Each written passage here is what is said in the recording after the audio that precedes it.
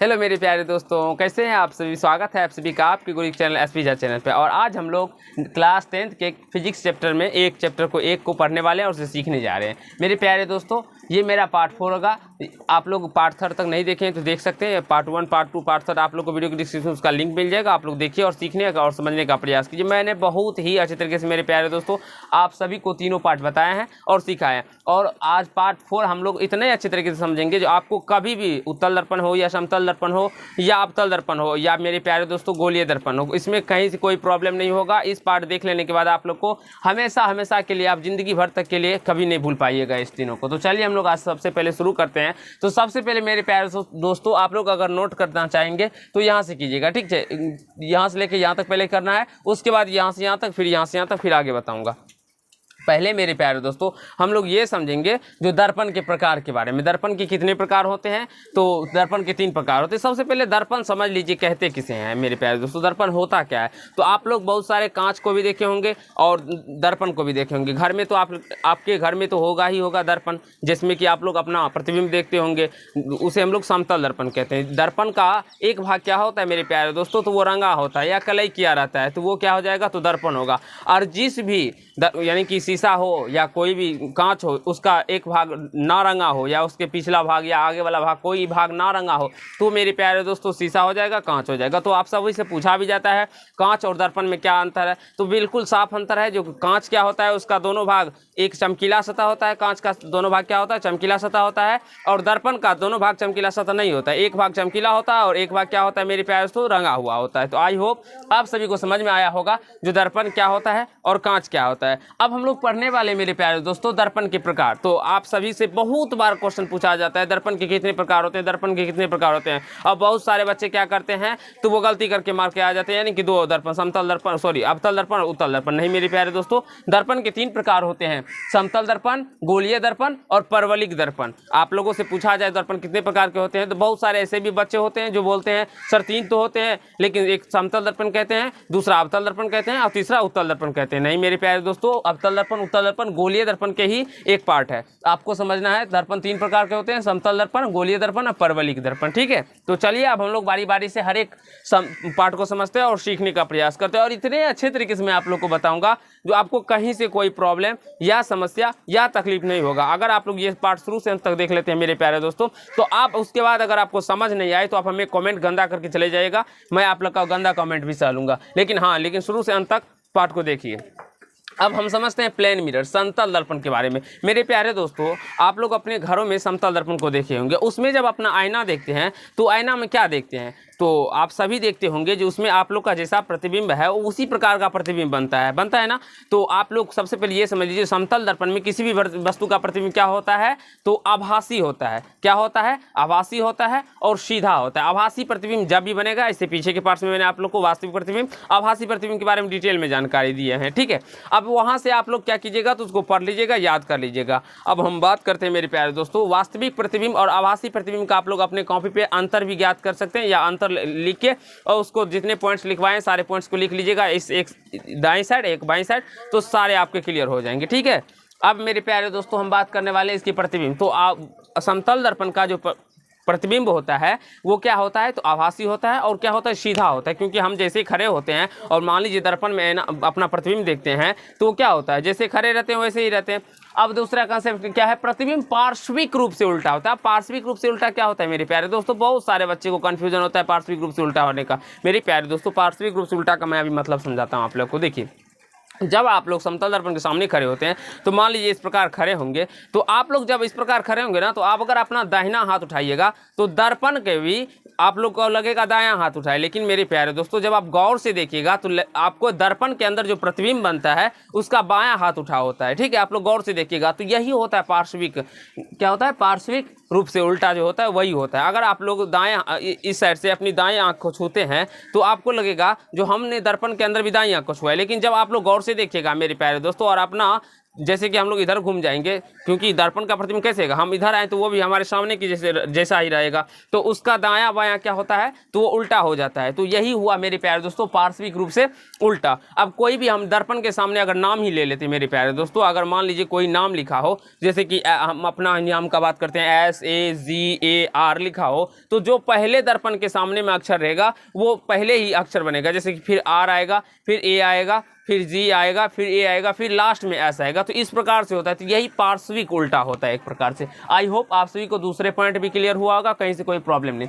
अब तीसरा पॉइंट है मेरे प्यारे दोस्तों, प्रतिबिंब दर्पण से उतना ही दूर, उतना ही पीछे बनता है जितना वस्तु दर्पण से आगे रहता है। अगर मान लीजिए जहाँ यहाँ पे दर्पण लगा हुआ है और यहाँ पे हम खड़े हैं, तो इतना ही पीछे वस्तु भी हमारा प्रतिबिंब जो बनेगा दर्पण से इतना ही पीछे बनेगा। यानी हम लोग कह सकते हैं समतल दर्पण में मेरे प्यारे दोस्तों वस्तु की दूरी बराबर होती है प्रतिबिंब की दूरी। आई होप आप सभी को क्लियर हुआ होगा। यहाँ से लिखा भी गया वस्तु की दूरी बराबर प्रतिबिंब की दूरी। अब इसमें चौथा पॉइंट क्या है, इसमें प्रतिबिंब दर्पण के पीछे बनता है। और आप लोग देख सकते हैं मैंने आप लोग को आभासी प्रतिबिंब जब बताया था तो उसमें आप लोग को किरण आरेख की मदद से समझाया भी था, जो इसके प्रतिबिंब जो बनते हैं वो क्या बनते हैं, तो समतल दर्पण में पीछे बनते हैं। तो आई होप क्लियर होता होगा। अब वस्तु का आकार क्या होता है मेरे प्यारे दोस्तों, वो समझते हैं। अब तो जब आप लोग समतल दर्पण में देखते हैं तो आप जितना का आपका आकार होता है उसी प्रकार के सेम आकार का दर्पण में भी बनता है ना बाबू, तो सेम आकार का बनता है। यानी कि किसी भी समतल दर्पण में किसी भी वस्तु का प्रतिबिंब जो होता है मेरे प्यारे दोस्तों वो बराबर आकार का होता है, यानी वस्तु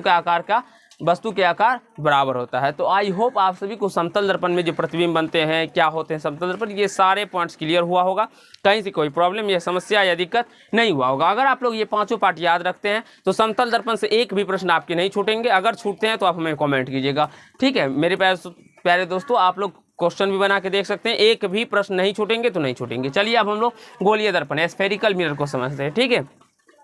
अब गोलीय दर्पण क्या होता है वो समझ लीजिए। तो देखिए यदि दर्पण की परावर्तक सतह किसी खोखले गोले का एक भाग हो, ये देखिए खोखला गोला है, यहाँ पे इसको हम ऐसे भी गोला अच्छे तरीके से नहीं बनाया गया है, ठीक है आपको समझाने के लिए। नहीं तो इसमें गोला को कैसे हम लोग ड्रॉ करते हैं, बनाते हैं, ये देखिए यहाँ पे हम आपको बना के दिखाते हैं। गोला कोई अगर गोला बनाते हैं हम लोग तो ऐसे बनाते हैं, ठीक है ऐसे, ये इस प्रकार से गोला बनता है एक मेरे प्यारे दोस्तों, ठीक है। तो यहाँ उस प्रकार से नहीं बनाया गया है, आप लोग को समझ लेना, ठीक है। तो खोखले गोला है, ठीक है, जिसका यहाँ पे समझते हैं फिर से।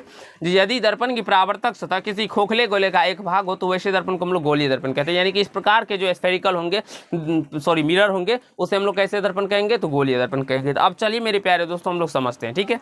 अब देखिए गोलीय दर्पण में क्या होता है, तो एक का बाहरी भाग क्या होता है, तो वो कलई किया रहता है। कलई में यानी कि रंगा हो रहता है, जिससे कि आप लोग कलई को रंगाई भी कह सकते हैं। यानी कि ये बाहरी भाग जैसे ना भी काले काले देख रहे हैं, ये क्या है, कलई है। कलई यानी कि रंगा हुआ है। यहाँ पे भी अंदर में जो देख रहे हैं मेरे पास, तो ये कलई किया गया है, यानी कि क्या है, तो रंगा हुआ है। क्योंकि अब मैंने आप लोग को दर्पण में पहले ही अभी यहाँ पे बताया दिया था, जो दर्पण का एक भाग क्या होता है, रंगा होता है, और दूसरा भाग चमकीला सतह होता है, जिसे हम लोग परावर्तक सतह भी कहते हैं। अब मेरे प्यारे दोस्तों ये तो कलई हो गया। अब ये दूसरा भाग जिसका अंदर वाला भाग बच गया वो क्या होता है, उसका परावर्तक सतह होता है। अंदर वाला भाग क्या बच गया, इसका परावर्तक सतह, ठीक है।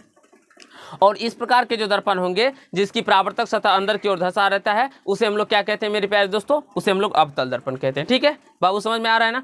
अब यहाँ से हम लोग इस पॉइंट को समझते हैं। तो ये दर्पण के मध्य बिंदु पे जो मेरा पॉइंट होता है उसे हम लोग P यानी कि P से सूचित करते हैं, और इसको हम लोग ध्रुव कहते हैं। क्या कहते हैं, ध्रुव कहते हैं। अब ये लाल देख रहे होंगे आप लोग, लाल कलर से जो यहाँ पे एक रेखा खींची गई है मेरे प्यारे दोस्तों, इसे हम लोग मुख्य अक्ष या प्रधान अक्ष कहते हैं, प्रिंसिपल एक्सिस कहते हैं मेरे प्यारे दोस्तों। अभी मैं आप लोग को ये बहुत ही डिटेल में आप लोग को बताने वाला हूँ, कहीं से कोई हड़बड़ाने वाली बात नहीं है मेरे प्यारे दोस्तों। डिटेल में आप लोग को एक एक पॉइंट का मैं आप लोग को डिफिनेशन लिखाऊंगा, फिर भी वहाँ पे भी समझाऊंगा, ठीक है। फिलहाल आप लोग समझते चलिए, ठीक है।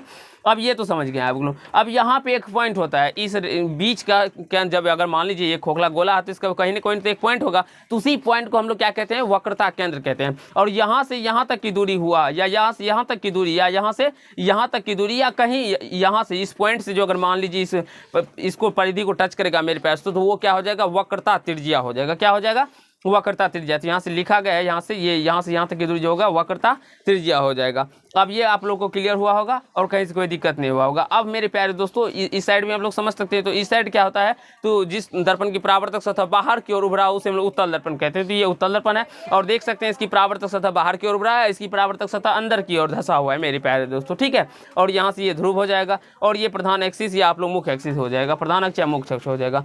तो आई होप ये सारे पॉइंट्स क्लियर हुआ होगा। अभी हम सारे पॉइंट्स को समझने वाले, ध्रुव क्या होते हैं, वक्रता त्रिज्या किसे कहते हैं, फोकस दूरी क्या होता है, ये सारे फोकस क्या होते हैं सारे को समझेंगे, ठीक है।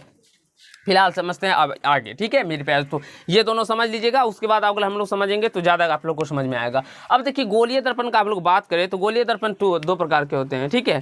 गोलीय दर्पण कितने प्रकार के होते हैं, तो दो प्रकार के होते हैं। एक अगर हम बात करें तो कनकैव मिरर होता है, दूसरा क्या होता है, कन्वेक्स मिरर। अब देखिए ये अवतल दर्पण और ये उत्तल दर्पण, और अवतल दर्पण उत्तल दर्पण से आप सभी को पता होगा मेरे प्यारे दोस्तों, बहुत बार पूछा जाता है। और प्रतिबिंब लेकर तो खास करके इतने प्रश्न पूछे जाते हैं जिसमें कि बच्चे को बहुत सारे कन्फ्यूजन भी होते हैं और वो गलत करके भी आ जाते हैं मेरे प्यारे। तो मैं आप लोग को अभी बताता हूं, मैं ऐसा ट्रिक बताऊंगा आप लोग को, ऐसा ट्रिक बताऊंगा जो आप लोग कभी भी वो ट्रिक नहीं पढ़े होंगे, और उस ट्रिक के माध्यम से ना तो आपको उस प्रतिबिंब कहाँ रहेगा तो कहाँ बनेगा वो याद करने की जरूरत होगी, बस आपको एक चित्र थोड़ा सा भी ध्यान में रखना होगा, उसके मदद से आप सारे प्रश्न को, कम से कम 15 प्रश्न आप लोग उसको चित्र के माध्यम से सॉल्व कर लीजिएगा। आप बिल्कुल कहीं से कोई याद करने का जरूरी नहीं होगा। तो मैं सारे बताऊंगा, आप लोग वीडियो को लास्ट तक देखिए जरूर। अब यहाँ से देखिए अवतल दर्पण कनकैव मिरर, तो जिस दर्पण की परावर्तक सतह अंदर की ओर धंसा हो, यहाँ पे देख सकते हैं हमने बना रखा है आप लोगों के लिए, ये अवतल दर्पण है, ठीक है। तो जिस दर्पण की परावर्तक सतह क्या होता है, अंदर की ओर धंसा हो, उसे हम लोग कौन सा दर्पण कहेंगे मेरे प्यारे दोस्तों, तो ये अवतल दर्पण कहते हैं। इसे अभिसारी दर्पण भी कहते हैं। ये क्या हो जाएगा, अवतल दर्पण या तो अभिसारी दर्पण पूछा जाता है मेरे प्यारे दोस्तों। अवतल दर्पण का दूसरा नाम क्या है, या आप तो किस निम्नलिखित में से किसे अवतल दर्पण कहते हैं, तो ऑप्शन मिलेगा अभिसारी दर्पण, अपसारी दर्पण, ये इन विभिन्न प्रकार के और कुछ नाम दे दिए जाएंगे और आपसे पूछा जाएगा। तो आप लोगों को यहाँ पे याद रखना होगा, जो अभिसारी दर्पण को अवतल दर्पण कहते हैं और अपसारी दर्पण को उत्तल दर्पण कहते हैं। इसका भी मैं ट्रिक बताऊंगा, तो पहले शुरू से अंत तक देखते चलिए, उसका भी मैं आप लोग को ट्रिक बताऊंगा जो कैसे आप लोग इसको याद रख सकते हैं, ठीक है। ये तो बहुत सारे बच्चों को कंफ्यूजन होता है और गलत करके आ जाते हैं, आप भी गलत करके आ जाएगा, ठीक है। लेकिन अगर मैं आप लोग को ट्रिक बता दूंगा तो आप फिर भूल नहीं पाइएगा, आप लोग को टेक्निक आ जाएगा, आप लोग खुद पकड़ लीजिएगा, ठीक है मेरे प्यारे दोस्तों। तो जिस दर्पण की परावर्तक सतह अंदर की ओर धंसा हो उस दर्पण को हम लोग क्या कहते हैं, अवतल दर्पण कहते हैं। इसे अभिसारी दर्पण भी कहते हैं। यहाँ पे चित्र बनाया गया है, ये क्या है हमारा अवतल दर्पण है, ठीक है। इसका बाहरी भाग देख रहे हैं ना, ये कलई किया गया है और इसका अंदर वाली भाग जो है ये परावर्तक सतह है। परावर्तक सतह यानी कि यहाँ से प्रकाश आएगा तो ये प्रकाश को क्या करेगी, परावर्तित कर देगी। आई होप आप सभी को क्लियर होता होगा। अब हम लोग उत्तल दर्पण को समझने वाले, कन्वेक्स मिरर। एक बार आप लोग देख लीजिए, गौर कर लीजिए और समझने का प्रयास कर लीजिए मेरे प्यारे दोस्तों, ठीक है।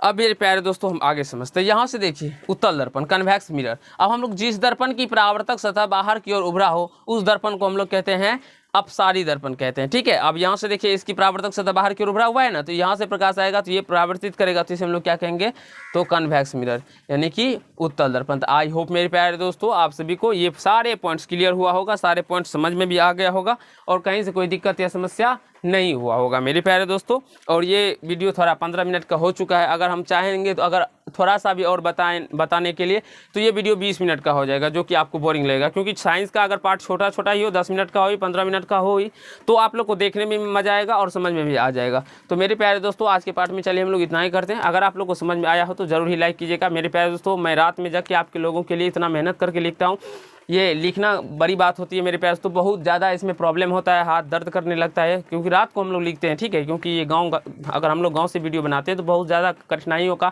हमें सामना करना पड़ रहा है मेरे प्यारे दोस्तों। अगर हम अभी वीडियो बना रहे हैं आप लोगों के लिए तो ये इतना सवेरे वीडियो बनाते हैं, 5 बजे सवेरे बनाते हैं, जो कि गाँव में उठने के लिए बहुत समय लग जाता है। गाँव में लोग 6 बजे 7 बजे इस प्रकार से उठते हैं और हम अपना वीडियो कम से कम 6 बजे ख़त्म कर लेते हैं आप लोगों के लिए, क्योंकि गाँव में जैसे ही आदमी उठते हैं जगते हैं और शोरगुल होना शुरू हो जाता है। तो आप लोग को बहुत सारे वीडियो में शोरगुल की आवाज़ें भी सुनाई पड़ रही होगी, तो उसके लिए मैं आप लोगों से माफ़ी चाहता हूँ, थोड़ा मैनेज करते चलिएगा।